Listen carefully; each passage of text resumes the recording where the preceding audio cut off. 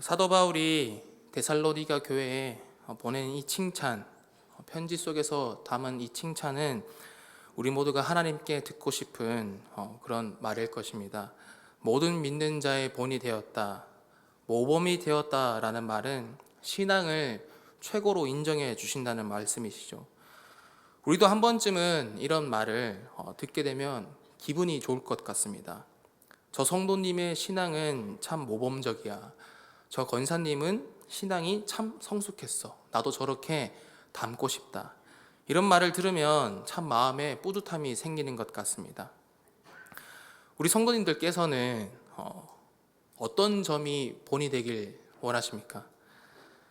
먼저 개인의 신앙에서 누구에게나 모범이 되어야 하겠고, 또 우리 교회도 부흥하여서 많은 교회 가운데 본이 되는 그런 모습을 바라시지 않으십니까? 그런데 생각보다 본이 되는 모습을 교회의 규모나 또 개인의 역량 정도로 생각하시는 분들이 간혹 있을 수도 있을 것 같습니다. 예를 들어서 가정을 평안하게 잘 이끌고 자식 농사 잘 지은 가장을 보면, 그래, 저 사람은 하나님을 잘 믿으니까 저렇게 축복받았을 거야, 저게 바로 신앙의 모범적인 모습이야 라고 생각을 하게 될 것이고, 또 사람이 몰리는 아주 큰 교회, 으리으리하게 지어진 그런 교회를 보면서 크기와 규모를 마치 모범적인 교회의 잣대로 여기는 생각을 우리가 가지게 될 수도 있다는 것이죠.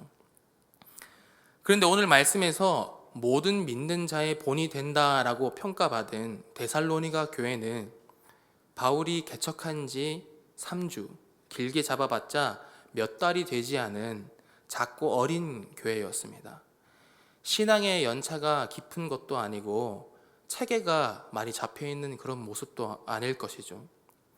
게다가 이 데살로니가 교회가 처한 현실은 평안하고 풍족함보다는 고난과 슬픔이 만연한 그런 모습이었습니다. 바울이 도망가야 했을 만큼 사람들의 핍박이 매서웠고, 예수를 믿는다는 이유로 같은 민족들에게 손가락질을 당하고 고발당하고 사회적으로도 매장당하며 불합리한 일들에 당하기만 하고 언제 잡혀갈지 모르는 그런 두려움 속에서 살아가던 사람들이 바로 이 데살로니가 교인들이었습니다. 세상의 잣대로 보면은 본으로 삼을 만한 요소가 하나도 없죠. 본이 되기는커녕 오히려 구제를 받아야 하는 그런 상황입니다. 그런데 성경은 그들이 모든 믿는 자들의 본이 되었다라고 말합니다. 그 이유는 이 데살로니가 성도들이 바울과 주 예수 그리스도를 먼저 본받았기 때문이라는 것입니다. 그러면 여기서 말하는 본은 무엇인가? 예수 그리스도의 삶을 먼저 본받는 것이죠. 예수님은 고난받는 종으로 이 땅에서 사셨습니다. 고난받는 종이란 멸시를 받고 거절을 당하고 억울한 누명을 썼지만 사랑을 베푸시고 마침내 십자가를 지시는 삶이었죠. 그것을 세상에서는 실패라고 말하겠지만 우리에게는 구원을 주는 그 삶이 오늘 본이라는 것입니다. 데살로니가 교회는 환난 중에서도 예수님처럼 고난받는 종으로 믿음을 지켜내었습니다. 고난이 없어서가 아니라 고난 중에서 예수께서 주실 생명과 구원을 그들이 소망했기 때문입니다. 그래서 본이 된 것이라고 합니다. 오늘 이 말씀 통해서 우리 승동교회 저와 여러분에게도 모든 믿는 자의 본이 되는 은혜가 가득 부어지기를 소망합니다.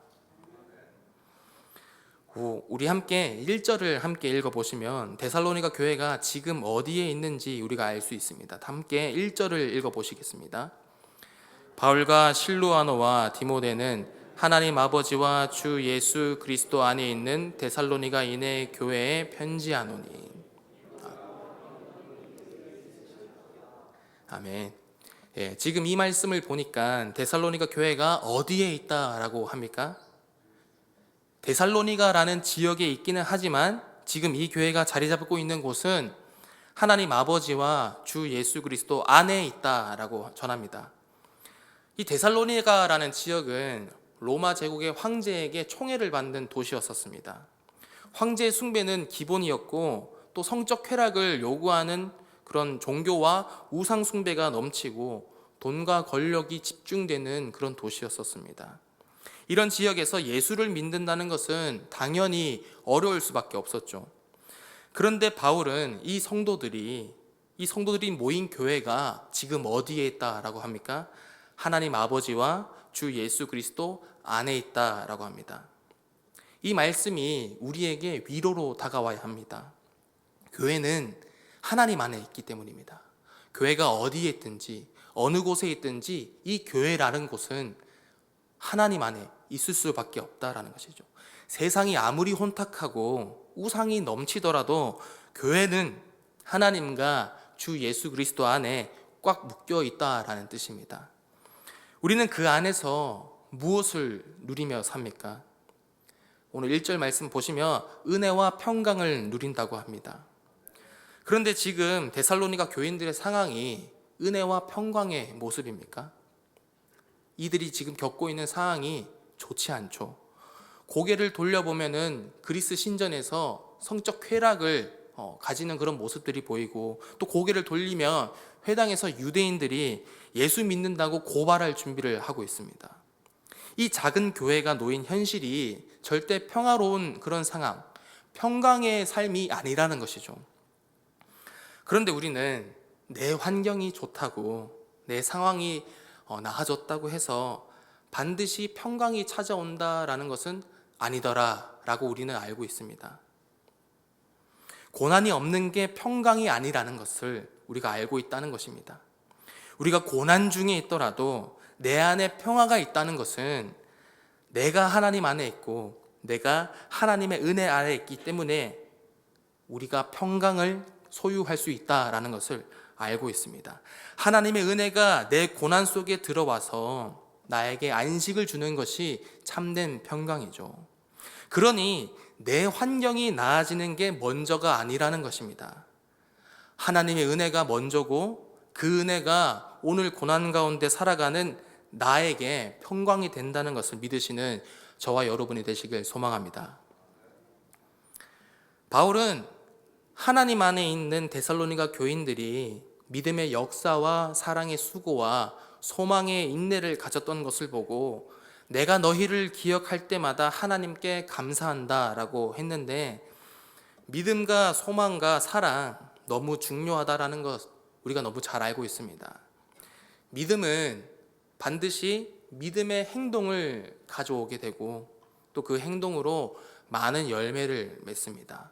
또 사랑은 오늘 본문에 그것이 수고라고 되어 있는데, 데살로니가 성도들이 데살로니가라는 이 지역, 타락하고 음란한 지역에서 신앙을 지키기가 너무 어려웠겠죠.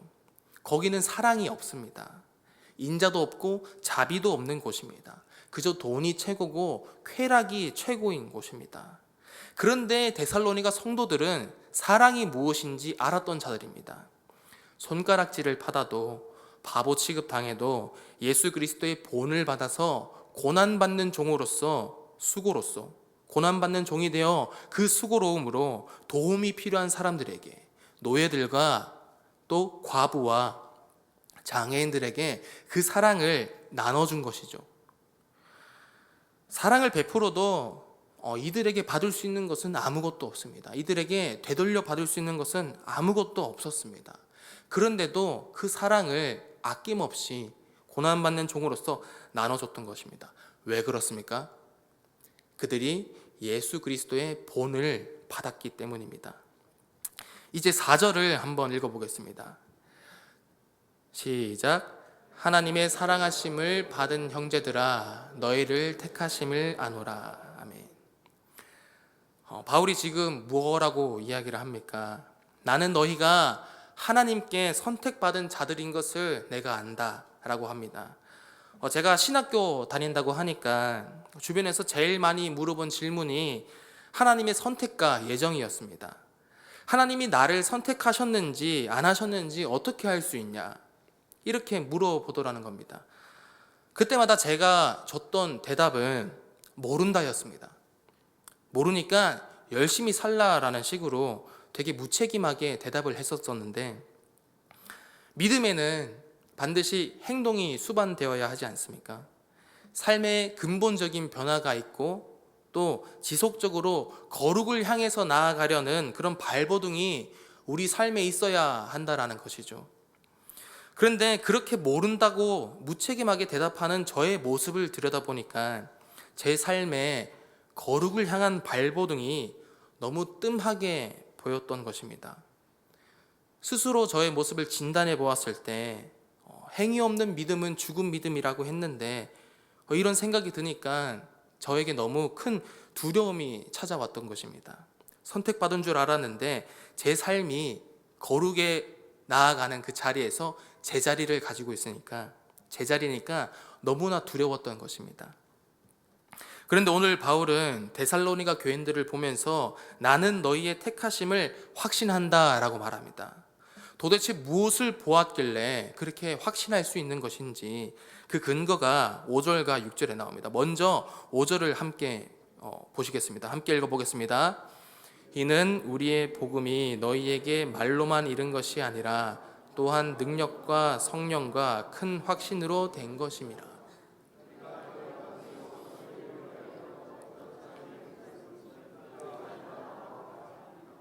아멘. 예. 그들에게 복음을 들고 갔을 때, 바울과 실루아노와 디모데가 복음을 들고 갔을 때 무슨 일이 일어났다라고 합니까? 능력과 성령과 큰 확신이 임했다라고 합니다. 여기서 능력이라는 것은 우리가 복음서에서 보아왔던 것처럼 병을 고치고 귀신을 내쫓는 그런 기적들만 이야기하는 것은 아니겠죠. 죽어있던 영혼이 살아나는 그런 능력을 말하는 것입니다. 우상을 섬기던 사람들, 데살로니가 사람들은 원래 우상을 섬기던 사람들인데 그 우상을 버리고 하나님을 아버지라고 부르고 주 예수를 그리스도로 영접한 것이 기적이고, 돈을 쫓고 쾌락을 쫓던 삶이 예수께로 돌아가는 그 삶이 기적이라는 것이죠. 내 힘으로는 도저히 어쩔 수 없는, 바꿀 수 없는 삶의 방향과 시선이 성령의 능력으로 변화된 것이 오늘 우리에게 필요한 순간이라는 것입니다. 바울은 데살로니가 교인들에게서 그것을 본 것이죠. 그런 모습을 본 것입니다. 지금 내가 너희가 변한 것을 보니까, 너희가 그 환난 속에서도 하나님을 섬기는 것을 보니까 이건 사람의 말로만 된 것이 아니다. 하나님이 너희를 강하게 붙들고 계시는 증거다. 내가 보니 너희는 택하심을 받았다 라고 이렇게 확인시켜 주는 것입니다. 그리고 다 함께 6절을 한번 읽어보겠습니다. 또 너희는 많은 환난 가운데서 성령의 기쁨으로 말씀을 받아 우리와 주를 본받는 자가 되었으니. 상식적으로 생각을 해보면 환난이 많으면 기쁠 수가 없습니다. 내가 고난 속에 있으면 기쁨을 가지기가 참 어렵습니다. 데살로니가 교회는 당연히 더더욱 기뻐할 수 없는 그런 상황이죠. 말씀을 받았다가도 핍박이 찾아오면, 목에 칼이 들어오면 그것을 이기지 못해서 달아나는 게 당연하다라는 그런 취급을 받았을지도 모릅니다. 그런데 이 데살로니가 교인들은 많은 환난이라는 외부의 그런 핍박 속에서도 성령께서 그들 안에 주시는 기쁨을 가지고 말씀을 받아들였다라고 합니다. 이것은 우리 인간의 의지로 가능한 일이 아니라는 것이죠. 성령께서 하시는 일이라는 것입니다. 상황은 환난과 핍박이 넘쳐나는데 내 안에 말할 수 없는 기쁨이 가득 솟아나는 것, 그래서 고난을 이겨내는 것, 이게 바로 아까 우리가 1절에서 하나님께 선택받은 자가 누리는 은혜고 평강이라는 것입니다. 그리고 바울은 이 모습을 너희가 우리와 주를 본받는 자가 되었다라고 이야기를 하는데, 여기서 주를 본받는다는 것은 예수께서 사셨던 것처럼 착하게 살자, 예수께서 우리에게 요구하신 대로 도덕적으로 살자라는 그런 말씀이 아니라 예수님께서 먼저 보이신 모범, 그러니까 고난받는 종의 모습에 우리가 동참하라는 그런 말입니다. 예수님이 이 땅에 오셔서 사신 모습은 우리가 이사야 53장에서 보았듯이 고난받는 종의 모습이죠. 고난받는 종은 멸시를 받아서 사람들에게 버림을 받고 또 많은 간고를 겪었습니다. 세상의 미움을 받았습니다. 그러나 그런 고난들 속에서도 기쁨으로 하나님 아버지의 뜻에 순종하시고 그 순종의 열매로 많은 사람들에게 유익을 주었던 것이죠. 지금 데살로니가 교인들이 그 길을 걷고 있는다는 것입니다. 그들이 당하는 환난이 그런 불행, 불운 이런 사고처럼 보이게 될지라도 예수 그리스도의 생명을 그들 자신이 가졌기 때문에 필연적으로 예수님과 같이 고난을 겪을 수밖에 없다라는 것입니다. 세상이 예수를 미워했듯이, 세상이 고난받는 종을 핍박했듯이 지금 예수를 본받는 이 데살로니가 성도를 미워하고 핍박한다는 것이죠. 우리들의 삶에 고난과 환난이 있다는 것은 참 이해가 되지 않을 때도 있습니다. 하나님, 제가 왜 하나님을 믿는데 고난을 받아야 합니까? 환난 속에 있어야 합니까? 이렇게 묻고 싶습니다. 그런데 우리가 그런 환난과 핍박 속에 있다는 것, 환난 속에 있다는 것은 우리가 주를 본받는 자가 되었다라는 증거인 줄로 믿습니다. 가짜 믿음은 핍박 당하지 않습니다. 왜냐하면 세상과 그냥 적당히 타협하면 되기 때문입니다. 그런데 진짜 신앙은, 진짜 믿음은 오늘 하나님께 선택받은 우리는 반드시 고난의 자리를 통과하게 되어 있다라는 것입니다. 그래서 바울이 지금 데살로니가 교인들을 격려하며 말하는 것입니다. 사랑하는 형제들아, 너희가 당하는 모욕과 핍박과 환난, 그것은 너희들의 잘못이 아니다. 너희가 실패한 것이 아니다. 세상이 예수를 거부하고 핍박했듯이 너희도 지금 예수께서 가신 그 고난의 길을 똑같이 가고 있는 것일 뿐이다. 너희는 하나님이 택한 백성이다 라고 이야기를 해주는 것입니다. 평강은 고난이 없는 상태를 의미하는 것이 아닙니다. 고난과 환난이 넘쳐나도 내가 하나님 안에 있고 복음의 능력에 감싸 있으면 고난은 그저 불행인 것이 아니라, 불운인 것이 아니라 예수 그리스도를 본받는 영광인 줄로 믿습니다. 사랑하는 여러분, 하나님은 우리를 편하고 넓은 길로 오라고 말씀하지 않으셨습니다. 좁고 협착한 문을 통과하겠지만 어떤 고난이라도 그것을 이길 수 있는 기쁨과 큰 확신을 주시겠다고, 은혜와 평강을 주시겠다고 오늘 우리에게 약속하셨습니다. 우리 삶이 힘들수록, 고난이 많을수록, 어려울수록 오히려 내 안에 이 성령의 기쁨이 넘치는지 확인하시기 바랍니다. 그 기쁨이, 오늘 내 마음에 넘쳐나는 평강이 내가 하나님의 택한 자녀임을 확인할 수 있는 증거인 줄로 믿습니다. 데살로니가 교인들이 환난 속에서도 성령의 기쁨으로 말씀을 받아 주를 본받는 자가 되었습니다. 그 말은 고난받는 종의 길을 가고 있다라는 것입니다. 그러면 고난받는 종의 길을 가는 그 결과는 무엇일까? 내가 예수 그리스도를 제대로 따라가게 되면 내 인생이 어떻게 변화되는가? 다 함께 7절을 읽어보겠습니다. 시작. 그러므로 너희가 마게도냐와 아가야에 있는 모든 믿는 자의 본이 되었느니라. 아멘. 이 데살로니가 성도들의 신앙은 짧고 어린 신앙입니다. 그리고 그들은 환난을 당하고 있습니다. 그런데 예루살렘 교회도 아니고 안디옥 교회도 아니고 바로 이 핍박받는 어린 교회를 가지고 앞으로 모든 믿는 자들은 이 교회를 닮아야 한다라고 말하는 듯이 하나님께서 신앙의 표준으로 이 데살로니가 교회를 뽑으셨습니다. 그 이유는 무엇입니까? 환난 중에도 기쁨으로 말씀을 받는 모습, 고난받는 종으로서 사랑의 수고를 감당하는 그 모습들이 하나님 앞에서 바람직하기 때문에 그들이 칭찬받는 것입니다. 그런데 오늘 우리가 착각하는 게 있습니다. 우리는 세상에서 영향력을 끼쳐야 한다라고 생각을 하죠. 교회가 세상의 본이 되어야 한다라고 생각을 합니다. 그래서 우리가 자꾸 무엇을 하게 됩니까? 자꾸 규모를 키우려고 합니다. 그러니까 그 규모를 키운다는 것이 힘을 가지려고 한다는 것이죠. 우리가 이렇게 많이 모였다, 우리가 이렇게 큰 일을 한다, 그것을 과시하려 한다는 것입니다. 세상의 방식으로 세상의 본이 되려고 한다는 것이죠. 그러나 성경은 우리에게 이야기합니다. 그런 것으로 본이 되는 것이 아니다. 너희가 얼마나 예수 그리스도를 본받고 살아가는지, 고난당하는 자리에서도 기쁨으로 살아가야지 세상의 본이 된다라고 우리에게 말씀하십니다. 사랑하는 여러분, 이 당시 이방인들이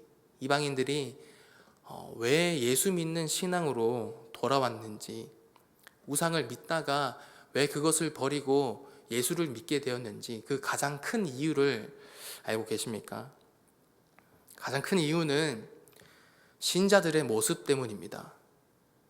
이때는 생각보다 입을 통해서 복음을 전하는 경우가 많이 없었습니다. 붙잡히면 죽는데 입으로 복음을 전하려는 그런 시도는 잘 하지 못했겠죠. 하지만 그 대신에 그들이 선택한 것은 예수 그리스도처럼 살아가는 것이었습니다. 고난을 당해도 기뻐하고, 아무리 짓밟혀도 소망을 가지고, 가난함에도 서로 음식과 옷을 나눠 입고, 사랑이 없는 곳에서 사랑을 실천했다라는 것입니다. 많은 사람이 그 모습을 보고 예수가 궁금해졌습니다. 나도 저 공동체에 들어가면 행복해질까?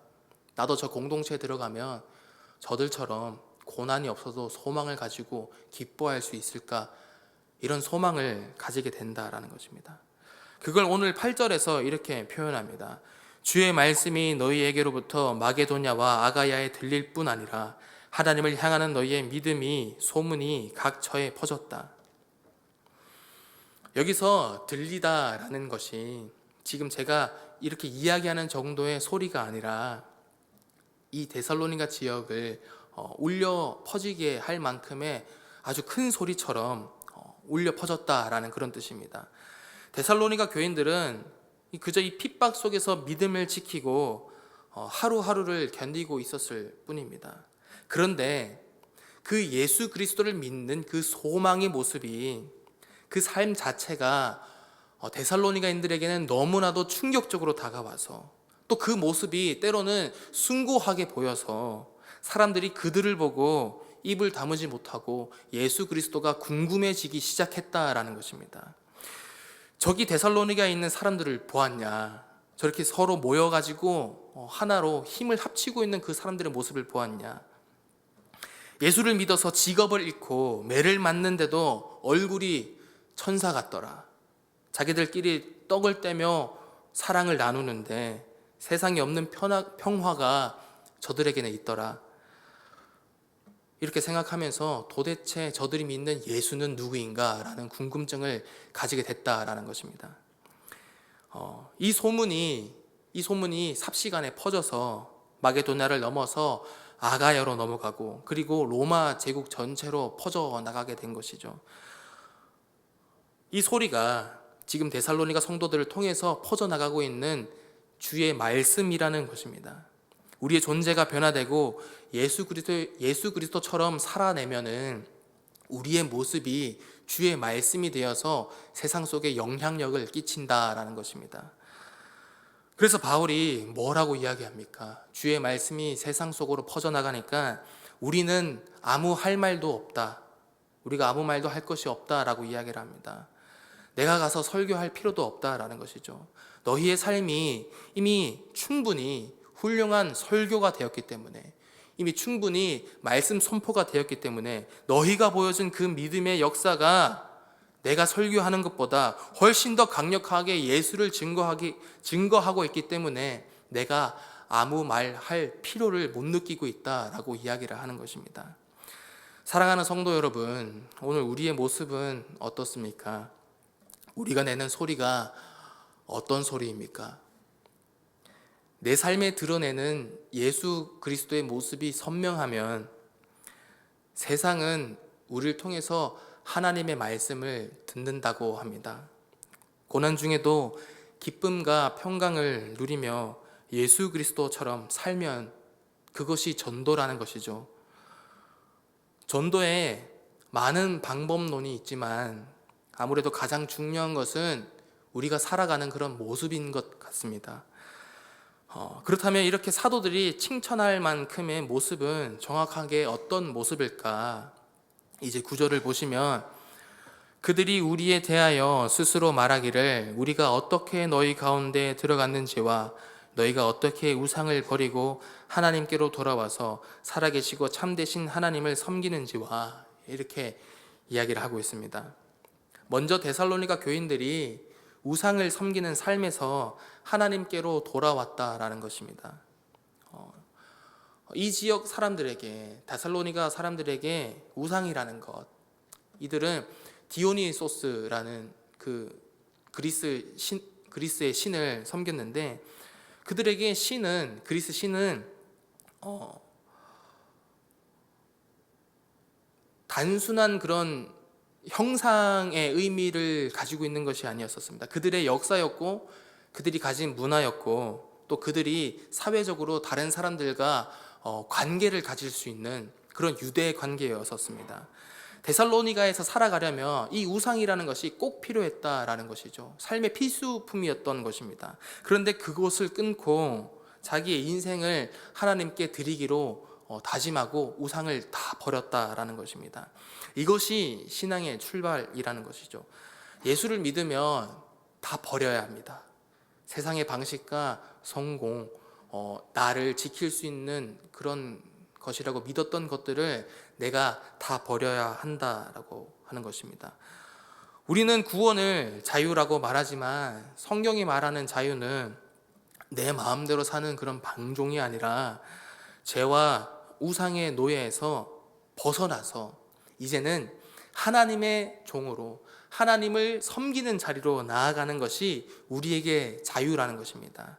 데살로니가 교인들이 왜 이 환난 속에서도 흔들리지 않았느냐? 그들이 섬기는 주인이 바뀌었기 때문입니다. 그들이 섬기는 주인이 이전에는 우상이었다가 하나님으로 바뀌었기 때문이죠.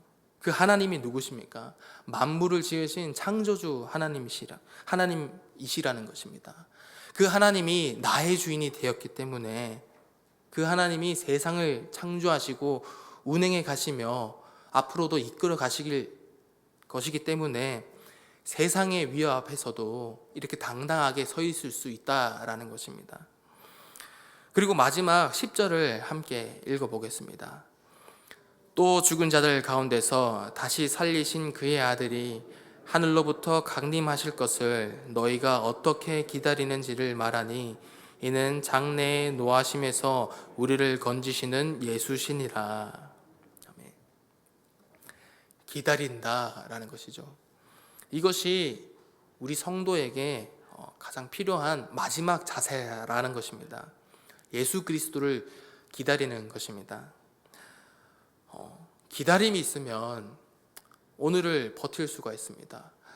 제가 어린 시절 기억을 떠올려 보니까 아버지가 항상 출근하실 때마다 엉엉 울었던 기억이 있습니다.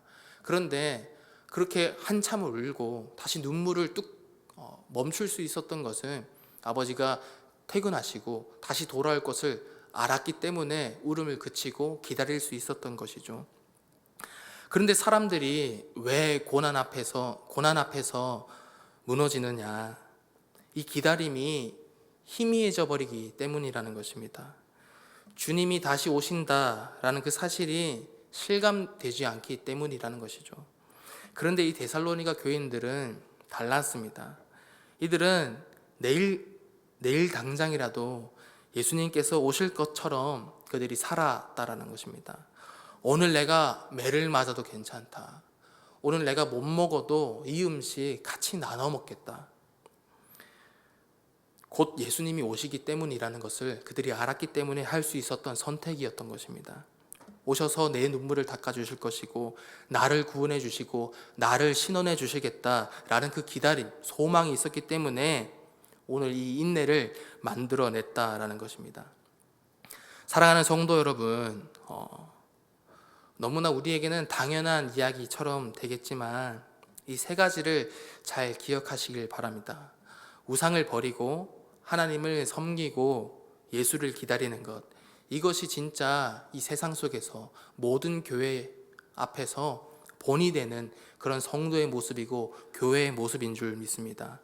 환난이 와도 가난이 와도 심지어는 죽음이 우리 눈앞에 기다리고 있어도 나는 예수를 기다립니다 라는 소망이 있으면 우리 마음이 기쁨으로 가득 차고 평강으로 가득 찬다라는 것이죠. 그리고 그 삶이 모든 믿는 자들의 본이 된다라는 것입니다. 오늘 우리들의 삶이 조금은 초라해 보일 수도 있고 또 고난의 연속이 느껴질 수도 있을 것입니다. 그러나 우리가 낙심하지 않아도 될 이유는 오늘 하나님께서 우리를 은혜와 평강으로 붙들고 계시기 때문입니다. 여러분이 지금 그 은혜와 평강을 누리시고 계시기에 지금 이 고난의 자리에서도 도망가지 않고 예배 자리에 나오셔서 그 자리를 지키고 계신다는 것이죠. 우리가 이런 고난이 많은 삶에서 하나님을 바라보고 예수님을 기다리는 것 자체가 우리에게는 기적이라는 것입니다. 우리들의 인내는, 이 고난 중에서 참아내고 있는 우리들의 인내는 절대로 헛되지 않은 줄로 믿습니다. 하나님은 우리의 삶을 붙들으셔서 누군가에게, 예수 그리스도의 모습이 필요한 이들에게 우리의 모습을 거룩한 본으로 삼아내고 싶어 하십니다. 그러므로 오늘 이 말씀 기억하시길 소망합니다. 우리는 살아계신 하나님의 종입니다. 고난받는 종으로서 예수 그리스도를 따라가는 그리스도인입니다. 예수님께서 다시 오시는 그날까지 어떤 환난 속에서도 기쁨을 잃지 않고 이 믿음의 신앙의 삶을 끝까지 완주하는 그런 복된 성도님들 되시기를 간절히 소망합니다. 이 시간 다 함께 기도하며 나아가겠습니다.